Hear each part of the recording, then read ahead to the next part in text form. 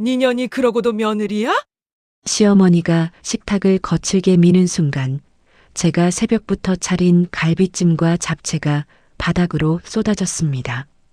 친정아버지가 응급실에 실려갔다는 전화를 받고 병원에 가겠다는 제게 시어머니는 소리쳤어요. 오늘이 내 생일인 거 몰라?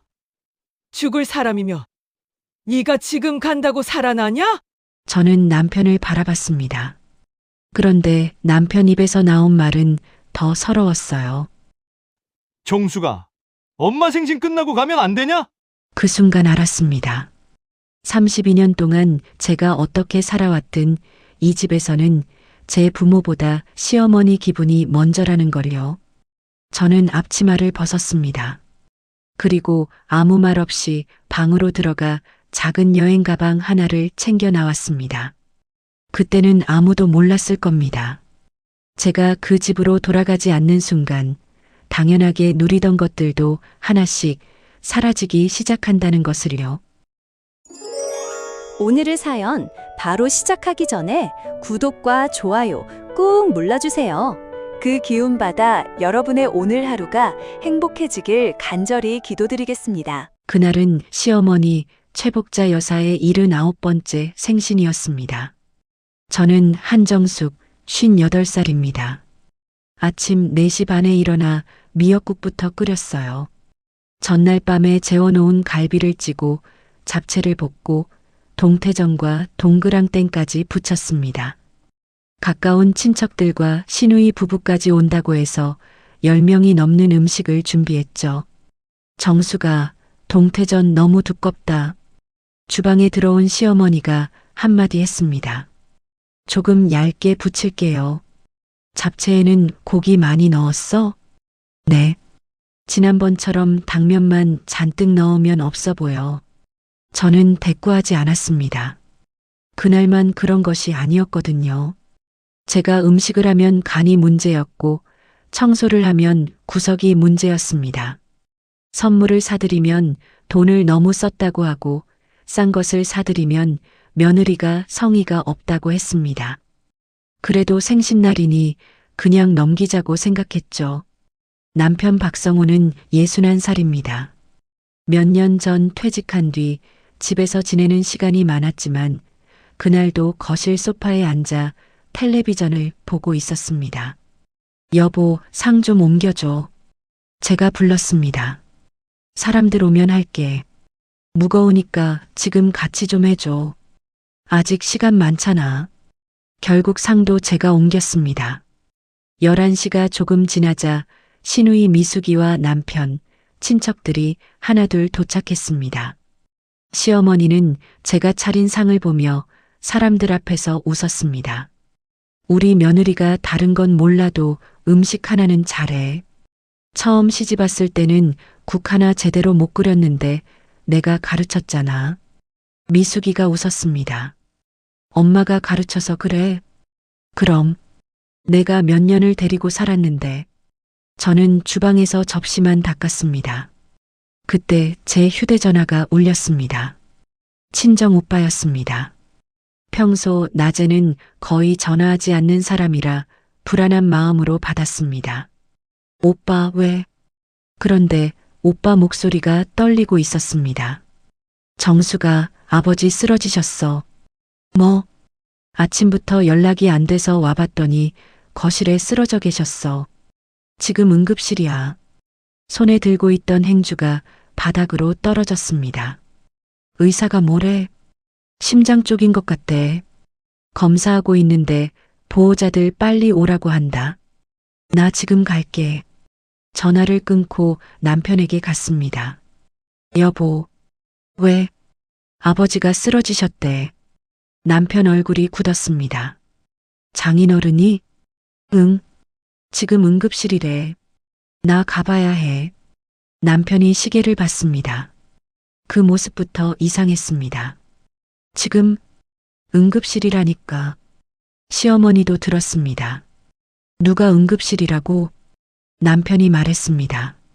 장인어른이 쓰러지셨대요. 그래서 정수기가 지금 병원 간다고. 시어머니 얼굴이 바로 굳었습니다. 지금 간다고? 어머니, 죄송해요. 음식은 다 해놨고요. 상만 조금 봐주시면. 그러니까 내 생일날 손님들 불러놓고 너 혼자 나가겠다는 거잖아. 아버지가 응급실에 계시잖아요. 내 오빠도 있다며. 그래도 제 아버지예요. 시어머니가 숟가락을 내려놨습니다. 결혼한 지 30년이 넘었는데 아직도 친정이 그렇게 먼저냐? 저도 그때는 참을 수가 없었습니다. 아버지가 쓰러지셨는데 시댁, 친정 순서를 따져야 해요? 시어머니 얼굴이 붉어졌습니다. 뭐라고? 응급실이에요. 아버지가 날짜 골라서 쓰러지셨어요? 그 순간 시어머니가 식탁을 확 밀었습니다. 그릇이 바닥으로 떨어졌습니다. 미역국이 쏟아지고 갈비찜 접시가 기울어졌어요. 친척들이 놀라 자리에서 일어났습니다. 니년이 그러고도 며느리야? 집안이 조용해졌습니다. 내가 사람들까지 불러놓은 날 친정으로 달려가? 죽을 사람이면 내가 지금 간다고 살아나? 저는 시어머니 얼굴을 바라봤습니다. 그 말은 정말 듣지 말았어야 할 말이었습니다. 그런데 저는 마지막으로 남편을 봤습니다. 남편만큼은 말려줄 줄 알았어요. 적어도 그런 말씀은 하지 마세요 정도는 해줄 거라고 생각했습니다. 남편이 저를 주방 쪽으로 데려가 낮은 목소리로 말했습니다. 정수가, 엄마도 화나서 그러신 거니까 오늘만 참아. 뭘 참아? 식사 끝나고 내가 같이 병원 가줄게. 저는 남편 얼굴을 가만히 봤습니다. 내 아버지가 지금 응급실에 있는데 한두 시간 늦는다고 달라지는 건 없잖아. 그 말이 마지막이었습니다. 저는 앞치마를 풀어 식탁 위에 올려놨습니다. 알겠어. 남편이 안도한 표정을 지었습니다. 그래. 조금만 있다가. 아니. 뭐? 나 이제 안 참을게. 저는 방으로 들어갔습니다. 옷 몇 벌과 세면도구를 작은 여행 가방에 넣었습니다. 제 통장, 도장, 가게 서류가 들어있는 가방도 챙겼어요. 남편이 따라 들어왔습니다. 뭐 하는 거야? 짐 챙겨. 병원 갔다 올 건데 왜 짐까지 챙겨? 병원만 갔다 오는 거 아니야. 가방을 끌고 현관으로 나오자 시어머니가 소리쳤습니다. 지금 나가면 다시 들어올 생각하지 마. 저는 신발을 신었습니다. 그리고 처음으로 시어머니 눈을 똑바로 바라봤습니다. 네, 그렇게 할게요. 뭐, 이제 며느리 노릇 안 하겠습니다. 남편이 제 팔을 잡았습니다. 정수가, 저는 손을 뿌리쳤습니다. 내 아버지한테 무슨 일 생기면 당신들 평생 안 볼 거야. 그리고 문을 닫았습니다. 결혼한 지 32년 만에 처음으로 누구의 허락도 받지 않고 그 집을 나왔습니다. 병원으로 가는 택시 안에서도 손이 계속 떨렸습니다. 제발 늦지 않았으면 좋겠다. 그 생각밖에 없었어요. 응급실에 도착하니 오빠가 복도에 서 있었습니다. 정수가, 아버지는 검사하고 있어. 의식은 돌아오셨어. 그 말을 듣는 순간 다리에 힘이 풀렸습니다. 다행히 아버지는 심장 부정맥 때문에 순간적으로 의식을 잃었던 것이었습니다. 의사는 며칠 입원하면서 검사를 받아보자고 했습니다. 당장 생명이 위험한 상태는 아니라는 말을 듣고서야 의자에 앉았습니다. 오빠가 제 옆에 있는 여행 가방을 보고 물었습니다. 그건 뭐냐? 나 집에서 나왔어. 뭐? 저는 생신상에서 있었던 일을 짧게 말했습니다. 오빠가 한동안 말을 못하더군요. 그러다 물었습니다. 시어머니는 그렇다 치고 성우는 뭐 했어? 저는 대답하지 못했습니다. 사실 저도 계속 그것만 생각하고 있었으니까요. 남편은 술을 먹고 때리는 사람이 아니었습니다. 바람을 피운 적도 없었고 월급을 숨긴 적도 없었습니다. 그런데 언제나 결정적인 순간에는 자기 어머니 뒤로 숨었습니다. 시어머니가 저를 몰아붙이면 말했습니다. 연세 있으시니까 내가 참아. 돈을 요구하면 말했습니다. 가족끼리 그 정도는 해드릴 수 있잖아. 제가 속상하다고 하면 돌아오는 말도 비슷했습니다. 엄마 원래 성격 알잖아. 그렇게 저는 32년을 참았습니다. 한때는 이유도 있었습니다. 아들 준호가 어릴 때 몸이 약했는데 제가 반찬 가게에서 일할 동안 시어머니가 아이를 봐주셨습니다. 그게 늘 고마웠어요. 그래서 생각했습니다. 어머니도 고생하셨으니까 내가 조금 참자. 그 조금이 1년이 되고 10년이 되고 30년이 됐습니다. 그날 밤 남편에게 전화가 여러 번 왔습니다. 받지 않았어요. 문자가 왔습니다. 엄마 많이 화났다. 그래도 연락은 해야 하는 거 아니냐? 저는 그 문자를 한참 봤습니다. 아버지가 응급실에 있는데도 남편은 여전히 자기 어머니 화가 먼저였습니다. 밤 11시가 넘어 또 문자가 왔습니다. 내일 아침에는 들어와. 얘기하자. 저는 짧게 답했습니다. 안 들어가. 다음 날 아침 아버지는 일반 병실로 옮겨졌습니다. 밤새 보호자 의자에서 버틴 저는 세수를 하고 병실 밖으로 나왔습니다. 그런데 복도 끝에서 낯익은 사람이 걸어왔어요. 시어머니였습니다. 남편도 뒤에 따라오고 있었습니다. 저는 걸음을 멈췄습니다. 시어머니는 제 앞에 서더니 한동안 아무 말도 하지 못했습니다. 왜 오셨어요? 시어머니가 제 손목을 잡았습니다. 정수가. 네. 어제는 내가 화가 나서 그랬다. 저는 가만히 있었습니다. 그렇게 가버리면 어떡하니? 집에 들어와야지. 아버지 아직 입원 중이세요. 그러니까 병문안하고 오늘 저녁에는 들어오라고.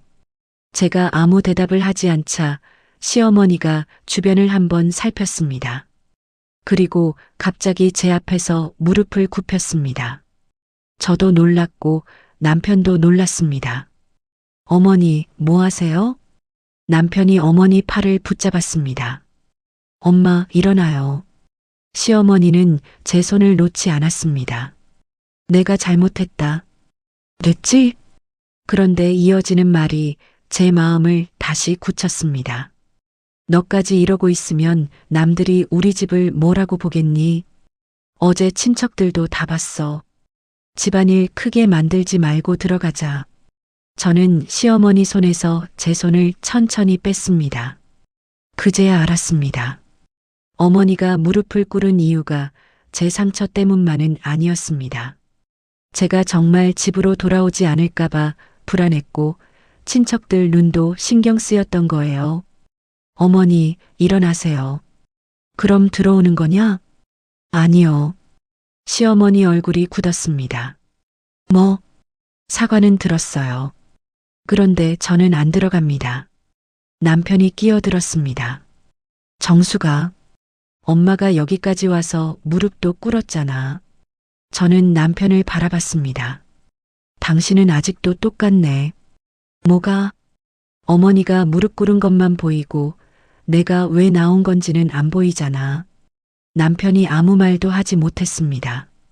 나 아버지 검사 끝날 때까지 여기 있을 거야. 그리고 그 뒤에도 당분간 집에 안 들어가. 시어머니가 소리쳤습니다. 도대체 언제까지 이럴 건데? 저는 처음으로 단호하게 대답했습니다. 제가 결정할 때까지요. 그리고 두 사람을 남겨두고 병실로 돌아왔습니다. 그날부터 저는 정말 하나씩 제 몫과 남의 몫을 나누기 시작했습니다. 오후가 되자 저는 가게에 잠시 다녀왔습니다. 저는 20년 넘게 반찬 일을 해왔고 46살 때 작은 가게를 직접 인수했습니다. 큰 돈을 버는 가게는 아니었습니다. 그래도 꾸준히 단골이 있어서 한 달에 250만 원, 잘 되는 달에는 300만 원 조금 넘게 제 몫으로 가져올 수 있었습니다. 남편은 몇 년 전 퇴직했고 매달 퇴직연금이 170만 원 정도 나왔습니다. 남편은 그 돈으로 우리 세 식구가 살고 있다고 생각했던 것 같습니다. 하지만 현실은 달랐습니다. 제가 은행 앱을 열어 자동이체 내역을 확인했습니다. 전기요금, 도시가스, 인터넷, 시어머니 휴대전화 요금, 시어머니 보험료, 정기적으로 결제되던 병원비와 건강식품까지 있었습니다. 집에서 먹는 쌀과 생수, 휴지도 대부분 제가 가게 거래처를 통해 결제했습니다. 하나씩 볼수록 이상했습니다. 처음부터 제가 전부 맡은 것은 아니었어요. 이번 달만 내가 좀 내줘. 정수가 자동이체 내 계좌에 걸어놔라. 다음 달에는 성우가 줄 거야.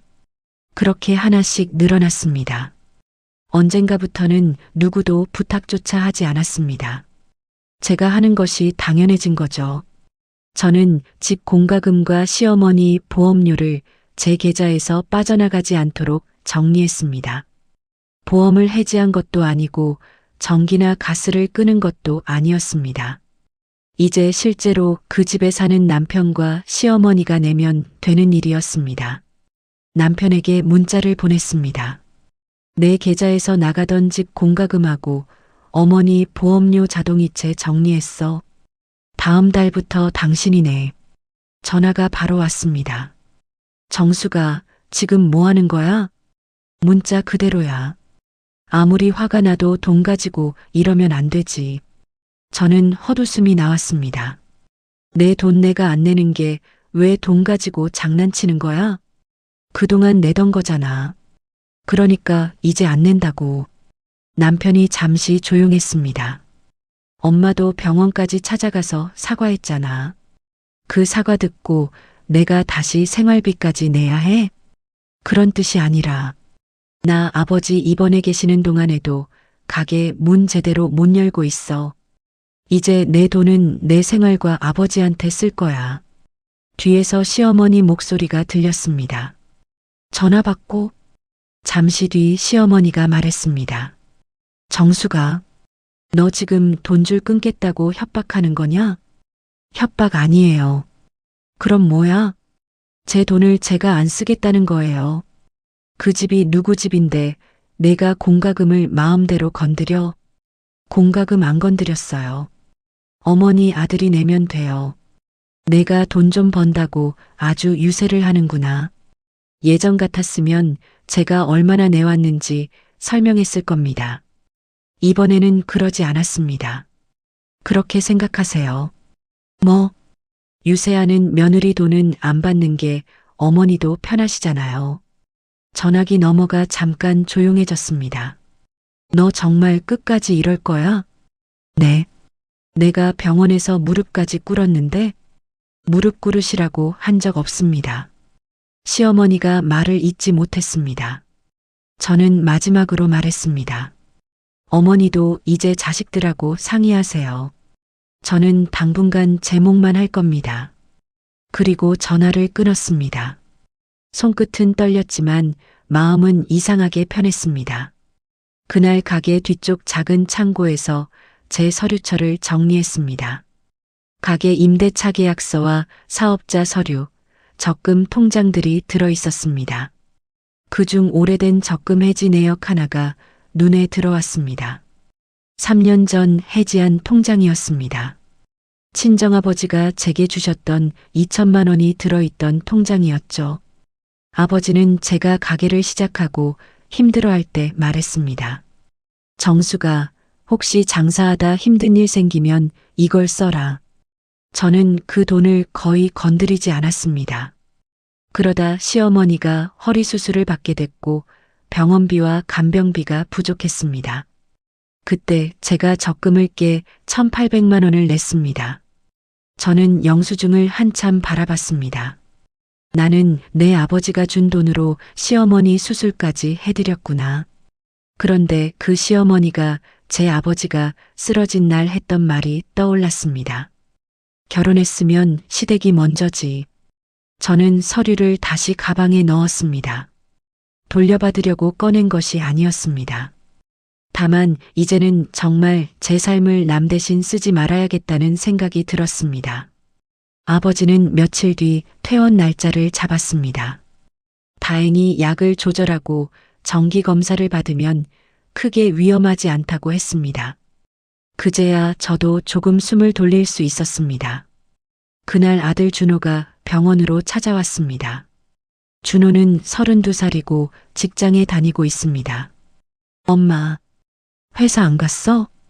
반찬했어. 외할아버지 뵈려고.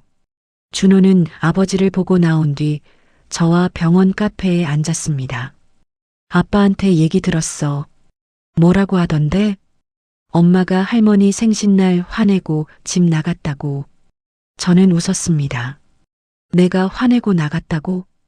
그래서 다시 물어봤지. 할머니가 상도 엎었다며.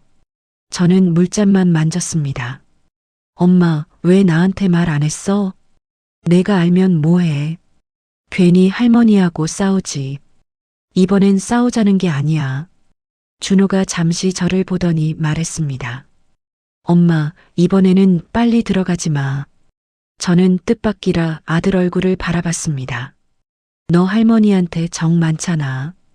할머니가 나 키워준 거 고맙지. 그런데 그 고마움을 왜 엄마가 평생 갚아야 해? 저는 아무 말도 하지 못했습니다. 준호는 어릴 때부터 할머니 손에서 자랐습니다. 그래서 저는 아들이 시어머니 편을 들어도 이상하지 않다고 생각했어요. 그런데 아들이 말했습니다. 나도 어릴 때부터 봤어. 할머니 전화 한 통 오면 엄마가 하던 일 놓고 가는 거. 아빠가 할머니한테 싫은 소리 못해서 엄마한테 대신 해달라고 하는 것도. 그런 걸 내가 어떻게 알아? 애들도 다 알아. 그 말에 마음이 아팠습니다. 아이에게 가족이 깨지는 모습을 보여주지 않으려고 제가 그렇게 참았는데 정작 아이는 제가 참는 모습까지 전부 보고 있었던 겁니다. 그날 저녁 남편에게 전화가 왔습니다. 정수가 엄마 보험료가 이번 달부터 내 계좌로 나가야 한다며? 응. 보험이 3개나 되던데? 응. 한 달에 20몇만 원이잖아. 24만 원 정도야. 남편이 잠시 조용했습니다. 이걸 계속 당신이 냈어? 이제 알았어? 나는 생활비에서 나가는 줄 알았지. 생활비가 어디서 나오는데? 남편은 대답하지 못했습니다. 제가 말했습니다. 전기, 가스, 인터넷 합치고 어머니 보험료에 병원비, 식비까지 넣으면 당신 연금만으로 다 안 돼. 부족한 건 내가 계속 냈어. 그게 그렇게 많았어? 한 번도 계산 안 해봤으니까 모르지. 남편은 아무 말이 없었습니다. 다음 날에는 시어머니가 늘 드시던 건강식품이 떨어졌다며 남편에게 문자가 왔습니다. 정수가 엄마 먹는 거 어디서 주문하는지만 알려줘. 병원 옆 약국에 물어봐. 당신이 그냥 주문해주면 안 돼? 안 해. 이번에는 이유를 길게 설명하지 않았습니다. 부탁을 거절한다고 큰일이 나는 게 아니라는 걸 저부터 배워야 했습니다. 그날 저녁 준호에게 전화가 왔습니다. 엄마, 나 오늘 집 갔다 왔어. 할머니는? 화 많이 났어. 너한테? 아빠한테. 준호가 말했습니다. 할머니가 아빠한테 내 마누라 하나 제대로 못 잡아서 집안이 이 꼴이라고 하더라. 저는 놀랍지도 않았습니다. 그런데 준호가 이어서 말했습니다. 그래서 내가 할머니한테 물어봤어. 뭐라고? 엄마가 없어져서 화나는 건지, 엄마가 해주던 게 없어져서 화나는 건지. 저는 잠시 아무 말도 하지 못했습니다. 할머니 뭘 하셔? 대답 안 하시더라. 준호가 마지막으로 말했습니다. 엄마, 이번에는 엄마 살고 싶은 대로 살아. 그날 저는 병원에서 나오다가 부동산 유리창 앞에 멈춰 섰습니다. 보증금 500만 원, 월세 38만 원. 작은 원룸 하나가 눈에 들어왔습니다. 아버지가 태어난 날 저는 친정에서 걸어서 15분쯤 떨어진 곳에 작은 원룸을 계약했습니다. 방 하나와 조그만 주방이 전부였습니다. 오빠가 짐을 옮겨주면서 물었습니다. 정말 여기서 살 거냐? 당분간. 성우한테는 말했어? 오늘 할 거야. 놀라겠네. 저는 작은 창문을 열었습니다. 놀라라고 하는 건 아니야. 나도 있을 곳이 필요해서 그래. 그날 저녁 남편에게 원룸을 구했다고 말했습니다. 뭐, 집을 얻었다고? 응. 왜 일을 그렇게 크게 만들어? 내가 잘 곳 하나 구한 게 왜 일을 크게 만드는 거야? 집이 있는데 월세를 왜 내? 그 집에서 살기 싫으니까. 남편 목소리가 답답한 듯 올라갔습니다. 엄마가 병원까지 가서 사과했잖아. 당신은 아직도 그 얘기야? 무릎까지 꿇었으면 됐지. 뭘 더 어떻게 하라는 거야? 그날 어머니가 뭐라고 했는지 기억 안 나? 뭐? 남들 보기 안 좋으니까 들어오라고 하셨잖아. 남편이 말이 없었습니다. 당신도 마찬가지였어. 내가 상처받은 것보다 어머니가 무릎 꿇은 게 더 큰일이잖아. 그날 이후 남편은 며칠 연락하지 않았습니다. 대신 시누이 미숙이에게 전화가 왔습니다. 언니, 아무리 그래도 너무하는 거 아니야? 뭐가? 엄마 보험료도 안 내고 생활비도 안 보탠다며. 미숙아, 나는 보험을 끄는 게 아니야. 내 계좌에서 안 나가게 한 거야. 그게 그거지. 왜 그게 그거야? 엄마 보험이면 엄마나 자식들이 내면 되잖아. 미숙이가 한숨을 쉬었습니다. 가족끼리 돈 몇 푼 가지고 그렇게까지 해야 해? 저는 그 말을 듣고 바로 대답했습니다. 그럼 내가 내. 뭐? 가족끼리 돈 몇 푼이라며. 내가 내면 되잖아. 전화기 넘어가 조용해졌습니다. 나는 애들 학원비도 있고, 나도 내 생활이 있어. 언니는 가게 잘 되잖아. 그래서? 아니, 그게 아니라, 내가 돈을 더 벌면 시어머니 생활비를 평생 내가 내야 해. 미숙이가 말을 돌렸습니다. 그래도 엄마한테 전화는 좀 해. 엄마 필요한 건 너하고 내 오빠가 상의해. 저는 그대로 전화를 끊었습니다. 그런데 이틀 뒤 시어머니가 제 가게로 찾아왔습니다. 문을 열자마자 큰 목소리였습니다. 정수가, 너 나 좀 보자.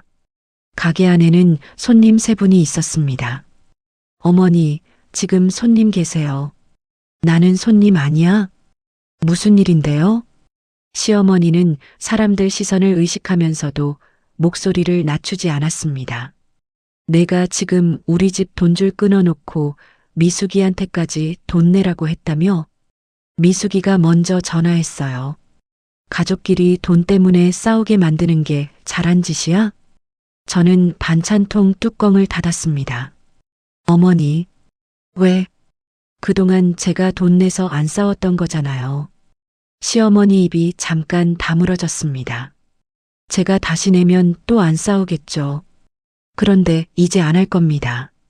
너 하나 빠졌다고 집안이 이렇게 돼야겠어? 그러니까요. 저는 시어머니를 똑바로 봤습니다. 저 하나 빠졌는데 왜 이렇게 힘들어요? 시어머니 표정이 굳었습니다. 손님들도 조용해졌습니다. 제가 말했습니다. 어머니가 병원에서 무릎까지 꿇으신 것도 알아요. 그런데 저는 그날 다시 들어갔으면 오늘도 똑같이 살고 있었을 거예요. 너 정말 그 집하고 끝낼 생각이야? 예전처럼은 안 살 겁니다. 시어머니가 이를 악물었습니다. 성우가 언제까지 내 편 들어줄 것 같아? 저도 모르게 웃었습니다. 어머니, 왜? 성우 씨가 제 편이었던 적이 있었나요? 시어머니가 아무 말도 하지 못했습니다. 저는 출입문 쪽을 바라봤습니다. 손님들 계세요. 오늘은 돌아가세요. 평생 저를 불러 세웠던 사람이 처음으로 제 말에 돌아섰습니다. 하지만 저는 알고 있었습니다. 시어머니가 아직 자신의 잘못을 인정한 것이 아니라는 걸요. 가게 문을 나가면서도 중얼거렸습니다. 사람이 돈 좀 번다고 저렇게 변하면 안 돼. 저는 그 말에 대답하지 않았습니다. 제가 변한 것이 아니라 처음으로 거절하기 시작한 것이었습니다. 일주일쯤 뒤 남편에게 연락이 왔습니다. 우리 한번 만나서 얘기하자. 어디서? 집으로 와. 엄마도 있고. 저는 망설였습니다. 하지만 언제까지 피할 생각은 없었습니다. 일요일 오후 열흘 넘게 만에 그 집에 다시 갔습니다. 현관에 생수 2묶음이 그대로 놓여 있었습니다. 싱크대에는 설거지가 쌓여 있었고 냉장고에는 반찬이 별로 없었습니다. 예전 같으면 들어가자마자 제가 정리했겠죠. 이번에는 그대로 지나쳤습니다. 시어머니는 소파에 앉아 있었습니다. 왔냐? 네. 남편이 말했습니다. 앉아. 저는 식탁 의자에 앉았습니다. 바로 그 식탁이었습니다. 생신날 음식이 바닥으로 쏟아졌던 자리였죠. 남편이 먼저 입을 열었습니다. 우리 계속 이렇게 따로 살 수는 없잖아. 왜 없어? 정수가. 나 지금 잘 살고 있어. 시어머니가 끼어들었습니다. 그래서 조건이라도 걸려고 온 거냐? 네. 조건 있어요. 봐라. 돈 좀 번다고 이제 사람 머리 위에 올라앉으려고 하지. 저는 숨을 한번 고르고 말했습니다. 어머니는 왜 자꾸 돈 이야기를 하세요? 내가 돈을 끊었으니까 그렇지. 제가 어머니 병원비 내고 보험료 내고 집 생활비 보태는 건 당연하고 제가 친정아버지한테 한 달 20만 원 드리는 건 친정에 돈 퍼주는 거라고 하셨잖아요. 시어머니가 입을 다물었습니다. 남편이 말했습니다. 그건 예전 일이잖아. 그래, 예전 일이지. 저는 남편을 바라봤습니다. 그런 예전 일이 32년 쌓였어. 그리고 가방에서 서류 한 장을 꺼냈습니다. 당신한테 물어볼 게 있어. 뭔데? 3년 전 어머니 허리 수술 때 1,800만 원 어디서 났다고 어머니한테 말했어? 남편 얼굴이 달라졌습니다. 그게 갑자기 왜 나와? 시어머니가 남편을 쳐다봤습니다. 무슨 소리냐? 제가 적금 해지 내역을 식탁에 내려놓았습니다. 어머니 허리 수술하셨을 때 병원비하고 간병비가 부족했어요. 그때 제가 적금 깼습니다. 시어머니가 눈을 크게 떴습니다. 성우가 냈다고 했는데 남편이 급하게 말했습니다. 내가 냈다고 한 적은 없어. 그럼 내가 마련했냐고 물었을 때 왜 가만히 있었어? 남편은 대답하지 못했습니다. 제가 계속 말했습니다. 그 돈 원래 친정아버지가 제게 주신 돈이었어요. 시어머니 얼굴이 굳었습니다. 뭐? 제가 가게 운영하다 힘들 때 쓰라고 아버지가 주신 2천만 원이었어요. 그중 1,800만 원을 어머니 수술비로 썼습니다. 시어머니가 종이를 내려다봤습니다. 저는 돈을 돌려받으려고 꺼낸 게 아니었습니다. 그런데 꼭 해야 할 말이 있었습니다. 어머니 생신날 그러셨죠. 결혼했으면 친정보다 시댁이 먼저라고. 아무도 말을 하지 않았습니다. 그 친정아버지가 주신 돈으로 어머니 수술하셨어요. 시어머니 입술이 움직였지만 말이 나오지 않았습니다. 잠시 뒤 겨우 물었습니다. 그래서 지금 그 돈 갚으라는 거냐? 아니요. 그럼 왜 이제 와서 꺼내? 앞으로는 안 하겠다는 걸 말씀드리려고요. 남편이 물었습니다. 뭘? 당신 목까지 대신 사는 거. 저는 하나씩 말했습니다. 어머니 생활비 대신 내는 거 안 해. 병원도 내가 전담하지 않을 거고 집안 행사 혼자 준비하는 것도 안 해. 그리고 당신하고 다시 살게 된다면 어머니하고는 따로 살 거야. 시어머니가 벌떡 일어났습니다. 뭐라고? 분가하겠다는 겁니다. 나를 버리라는 거냐? 어머니를 버리는 게 아니에요. 저는 남편을 바라봤습니다. 아들이 어머니를 챙기라는 거예요. 시어머니가 남편에게 소리쳤습니다. 성호야, 너 가만히 있을 거야? 남편은 입을 열었다 닫았습니다. 그때 현관문이 열렸습니다. 준호였습니다. 남편이 미리 불렀던 모양이었습니다. 준호야. 시어머니가 손자를 보자 바로 말했습니다. 내 엄마가 지금 할머니 내버리고 아빠 데리고 나가겠단다. 준호가 신발을 벗으며 대답했습니다. 아빠가 왜 할머니를 내버려요? 뭐? 아빠가 병원도 모시고 생활비도 챙기면 되잖아요. 내가 너까지 키웠는데 너도 내 엄마 편이냐? 준호가 한숨을 쉬었습니다. 할머니가 저 키워주신 거 고마워요. 그런데 그 고마움을 왜 엄마가 평생 갚아야 해요? 시어머니가 말을 잃었습니다. 준호는 남편도 바라봤습니다. 아빠도 이제 아들 노릇 아빠가 해. 엄마한테 시키지 말고. 남편 얼굴이 붉어졌습니다. 저는 자리에서 일어났습니다. 남편이 물었습니다. 또 그냥 갈 거야? 응. 그럼 언제 결정할 건데? 저는 현관에서 남편을 바라봤습니다. 내가 결정할 건 이미 했어. 뭘? 예전처럼 안 산다는 거. 그리고 덧붙였습니다. 이제 결정해야 하는 사람은 당신이야. 어머니 아들로만 살 건지, 내 남편으로도 살 건지. 이번에도 저는 먼저 문을 열고 나왔습니다. 그 뒤 한 달 동안 많은 것이 달라졌습니다. 집에서 벌어지는 일은 대부분 아들과 남편에게 전해들었습니다. 남편은 처음으로 시어머니 병원 예약을 직접 챙겼습니다. 검사 전날 병원에 전화해서 금식 여부도 물었고 진료 당일에는 아침부터 차를 몰고 시어머니를 모시고 갔습니다. 처음 며칠은 저에게 계속 연락했습니다. 엄마 정형외과 몇 층이지? 병원 안내에 물어봐. 전에 먹던 약 이름 기억나? 약봉투에 써 있어. 다음 예약 날짜 어디 적어놨어? 병원에 확인해. 3번쯤 반복되자 남편도 더 이상 묻지 않았습니다. 시누이 미숙이도 일주일에 한 번씩 어머니에게 반찬을 가져다 주기 시작했습니다. 한 번은 시어머니가 반찬이 맛없다고 불평했다가 미숙이에게 한 소리를 들었답니다.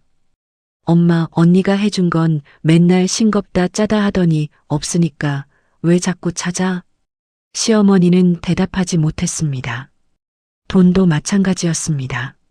남편 연금에서 시어머니 보험료와 병원비, 공과금, 생활비를 내기 시작하자 생각보다 남는 돈이 적었습니다.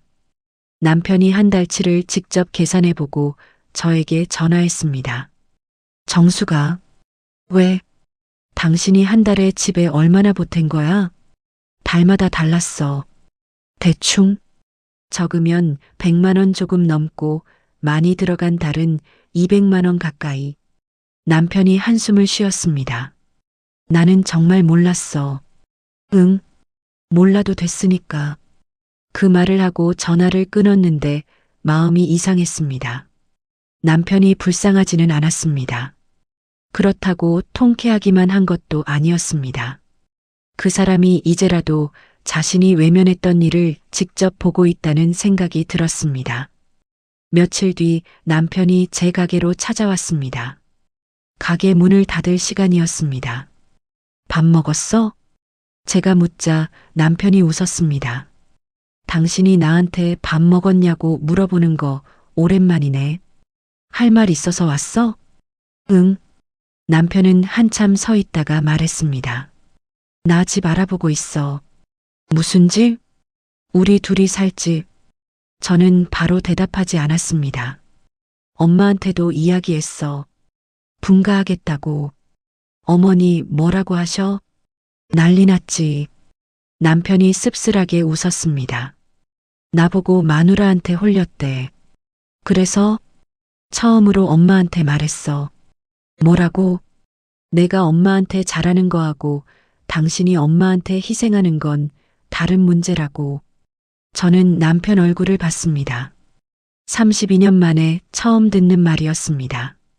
왜 이제 알았어? 남편이 고개를 숙였습니다. 당신이 없으니까. 저는 바로 물었습니다. 내가 없어서 불편해서? 처음에는 그랬겠지. 남편은 이번에는 변명하지 않았습니다.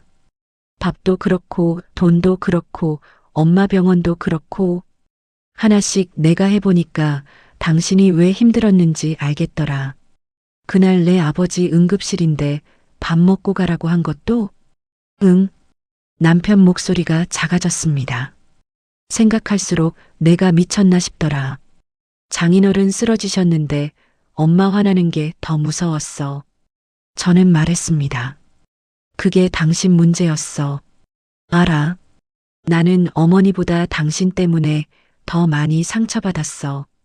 남편이 고개를 끄덕였습니다. 그것도 알아. 며칠 뒤 시어머니에게 전화가 왔습니다. 정수가, 네. 너 사는데 한번 가도 되냐? 저는 잠시 망설였습니다. 왜요? 그냥 할 말이 있다. 그날 오후 시어머니가 원룸으로 왔습니다. 이번에는 가게에서처럼 목소리를 높이지 않았습니다. 작은 종이 가방 안에는 사과 몇 개와 떡 한 팩이 들어 있었습니다. 시어머니가 방 안을 둘러봤습니다. 여기서 계속 살았냐? 네. 집 놔두고 이런 작은 데서. 말을 하던 시어머니가 스스로 입을 닫았습니다. 잠시 정적이 흘렀습니다. 시어머니가 먼저 말했습니다. 병원에서 내가 내 앞에 무릎 꿇었을 때 저는 시어머니를 바라봤습니다. 내가 그래도 안 들어오길래 처음에는 화가 났다. 그러셨겠죠. 솔직히 말하면 내가 독하다고 생각했다. 저는 아무 대답도 하지 않았습니다. 내가 무릎까지 꿇었는데 뭘 더 바라나 싶었어. 시어머니 손이 종이 가방 손잡이를 만지작거렸습니다. 그런데 한 달 살아보니까 알겠더라. 뭐요? 내가 그냥 밥이나 몇 끼 해준 게 아니더라. 시어머니 목소리가 작아졌습니다.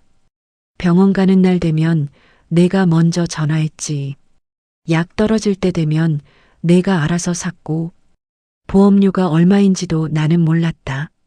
저는 가만히 들었습니다. 그리고 그 수술비. 시어머니가 고개를 숙였습니다. 내 아버지가 준 돈인 줄은 정말 몰랐다.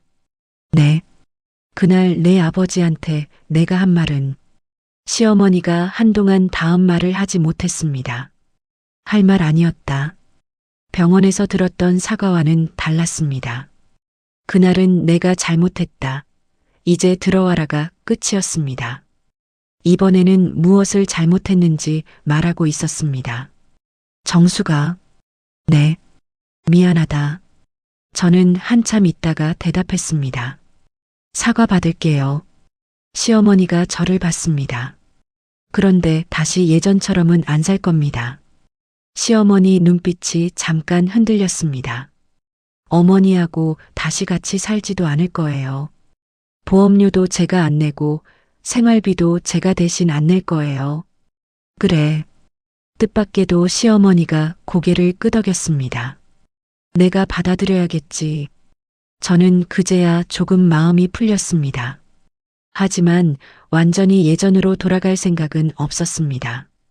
한번 무너진 선을 다시 세우는 데는 시간이 필요했으니까요. 2달 뒤 남편은 시어머니 집에서 차로 20분 정도 떨어진 곳에 작은 아파트 전세를 구했습니다. 저는 바로 들어가지 않았습니다. 당신이 집 구했다고 내가 바로 돌아갈 거라고 생각하지 마. 남편이 대답했습니다. 알아. 시간 좀 더 필요해. 기다릴게. 남편은 일주일에 2번 정도 시어머니 집에 갔고 병원 진료가 있는 날에는 직접 모셨습니다. 시누이도 한 달에 2~3번은 와서 장을 봐드리고 반찬을 챙기기로 했습니다. 제가 하던 일을 자식 둘이 나누기 시작한 것입니다. 어느 날 미숙이에게 전화가 왔습니다. 언니, 응. 엄마 병원 다녀오는 게 생각보다 일이 많더라. 저는 웃었습니다. 그래. 진료 한번 받으려면 아침부터 하루가 그냥 가네. 그렇지. 미숙이가 잠시 머뭇거렸습니다. 언니가 그동안 많이 했네. 저는 일부러 이제 알았냐고 하지 않았습니다. 앞으로 내가 할 수 있는 만큼 하면 돼. 언니, 응. 그때 전화해서 돈 몇 푼 가지고 그러냐고 한 거 미안해. 됐어. 나도 내가 직접 내보니까 알겠더라. 그 정도면 됐습니다. 시어머니도 하루아침에 다른 사람이 되지는 않았습니다. 가끔 남편에게 서운하다고 했고, 제가 예전처럼 자주 가지 않는 것을 못마땅해 하기도 했습니다. 하지만 적어도 저를 불러내서 일을 시키지는 않았습니다. 어느 날 시어머니가 제게 직접 전화했습니다. 정수가, 나 다음 주에 병원 간다. 저는 순간 또 저보고 같이 가자는 줄 알았습니다. 그런데 시어머니가 이어서 말했습니다. 성우가 데려간다더라. 네. 그냥 내 아버지도 병원 잘 다니시나 해서. 잘 다니세요. 약도 잘 드시고요. 그래. 다행이다. 짧고 어색한 통화였지만 저는 그런 거리가 좋았습니다. 3달 정도 지난 뒤 저는 원룸 계약을 정리하고 남편이 구한 아파트로 들어갔습니다. 대신 조건은 그대로 지켰습니다. 생활비는 남편과 제가 일정액씩 공동계좌에 넣었습니다.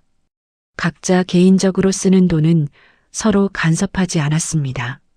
시어머니께 드리는 용돈과 병원비는 남편과 시누이가 상의했습니다. 저는 더 이상 그 부분에 관여하지 않았습니다. 처음에는 남편도 서툴렀습니다. 저녁을 해놓겠다고 해서 집에 와보면 국 하나 끓여놓은 날도 있었습니다. 한 번은 김치찌개를 끓였는데 두부를 손바닥만 하게 썰어 넣었더군요. 제가 한 숟가락 먹자 남편이 물었습니다. 짜? 조금. 물 더 넣을까? 당신이 알아서 해. 예전 같았으면 제가 바로 일어나 간을 다시 했을 겁니다. 그날은 그러지 않았습니다. 남편이 만든 음식은 남편이 책임지게 두었습니다. 작은 일이었지만 저에게는 큰 변화였습니다. 가게 쉬는 월요일도 달라졌습니다. 예전에는 휴일이면 시댁으로 갔습니다. 김치를 담거나 청소를 하거나 시어머니 병원에 따라갔죠. 이제는 정말 쉬었습니다. 처음 몇 번은 뭘 해야 할지 몰랐습니다. 그래서 어느 월요일 아침 아버지에게 전화를 했습니다. 아버지, 오늘 뭐 하세요? 나 경로당 가려고. 오늘은 가지 마세요. 왜? 저하고 바람 쐬러 가요. 아버지를 모시고 가까운 수목원에 갔습니다. 천천히 걷다가 칼국수도 한 그릇 먹었습니다. 아버지가 웃으며 말했습니다. 너 나하고 이렇게 나온 게 얼마만이냐? 생각해보니 기억이 나지 않았습니다. 늘 누군가의 생일이 있었고 제사가 있었고 병원 예약이 있었습니다. 아버지가 말했습니다. 이제야 딸 얼굴 좀 보네. 저는 웃었지만 마음 한쪽이 아렸습니다. 앞으로 자주 나와요. 내가 시댁 눈치 안 봐도 되냐? 저는 웃었습니다. 이제 안 봐요. 그리고 1년이 지나 시어머니 생신이 다시 돌아왔습니다. 남편이 조심스럽게 물었습니다. 엄마 생신인데 같이 밥 먹을래? 밥은 먹을게. 당신이 음식 안 해도 돼. 저는 남편을 쳐다봤습니다. 당연히 안 하지. 남편이 웃었습니다. 이번 생신은 식당에서 했습니다. 남편과 시누이가 비용을 나눠냈고 저는 작은 꽃바구니 하나만 준비했습니다. 상도 제가 차리지 않았고 설거지도 하지 않았습니다. 시어머니는 꽃바구니를 받아들고 말했습니다. 고맙다. 생신 축하드려요. 식사가 거의 끝났을 때 시어머니가 제게 말했습니다. 정수가, 네. 작년 생일에는 내가 참 못됐다. 저는 잠시 시어머니를 바라봤습니다. 지난 얘기는 이제 그만하세요. 그래. 대신 앞으로만 그러지 마세요. 시어머니가 고개를 끄덕였습니다. 그러마. 그날 저는 이상한 생각이 들었습니다. 1년 전에는 제가 새벽 4시 반부터 일어나 10명 넘는 음식을 혼자 준비했습니다. 그런데 올해는 아무도 그렇게 하지 않았습니다. 식당에 앉아 밥을 먹고 돈을 나눠내고 집으로 돌아갔습니다. 그래도 생신은 아무 문제 없이 끝났습니다. 제가 하지 않으면 큰일 날 것 같았던 수많은 일들이 사실은 그렇지 않았던 겁니다. 제가 가족을 버린 것도 아니었습니다. 오히려 각자가 자기 몫을 하게 됐습니다. 남편은 아들 노릇을 시작했고 시누이는 딸 노릇을 시작했습니다. 시어머니도 며느리의 희생을 당연하게 요구할 수 없다는 것을 조금씩 받아들였습니다. 그리고 저는 58이 돼서야 처음으로 제 시간을 제 마음대로 쓰기 시작했습니다. 그것이 제가 되찾은 가장 큰 것이었습니다. 돈도 아니고 누군가를 굴복시키는 것도 아니었습니다. 오늘 하루를 누구에게 쓸지 제가 결정할 수 있다는 것. 싫은 일에는 싫다고 말할 수 있다는 것. 그리고 제 부모가 아플 때 아무 눈치도 보지 않고 달려갈 수 있다는 것. 저는 그 평범한 자유를 되찾는데 32년이 걸렸습니다. 정숙 씨가 가장 늦게 깨달은 것은 자신이 가족을 위해 돈을 얼마나 많이 썼느냐가 아니었습니다. 가족이 깨질까봐 계속 참으면서 정작 자기 마음과 자기 부모를 너무 오래 뒤로 밀어왔다는 사실이었죠. 가까운 사람에게 받은 상처일수록 오래 남습니다. 특히 가족인데 그 정도는 참아야지 라는 말 때문에 속상한 마음조차 꺼내지 못하고 살아온 분들도 많습니다. 저도 사회복지 현장에서 10년 동안 어르신들과 여러 가정을 만나면서 겉으로는 아무 문제 없어 보여도 가족에게 하지 못한 말을 가슴에 품고 살아가는 분들을 많이 만났습니다. 무조건 참는 것만이 관계를 지키는 방법은 아니었습니다. 때로는 안 된다고 말하고 내 몫에 선을 긋는 것부터 변화가 시작되기도 합니다. 여러분이라면 정숙 씨처럼 그날 집을 나올 수 있었을까요? 혹시 마음속에만 담아둔 이야기가 있다면 댓글에서 편하게 나눠주세요. 앞으로의 사연도 함께 듣고 싶으시다면 구독과 좋아요도 한번 눌러주시면 감사하겠습니다. 이야기를 끝까지 들어주신 분이 계시다면 잘 들었다고 댓글 하나만 남겨주세요. 함께 해주셔서 감사합니다.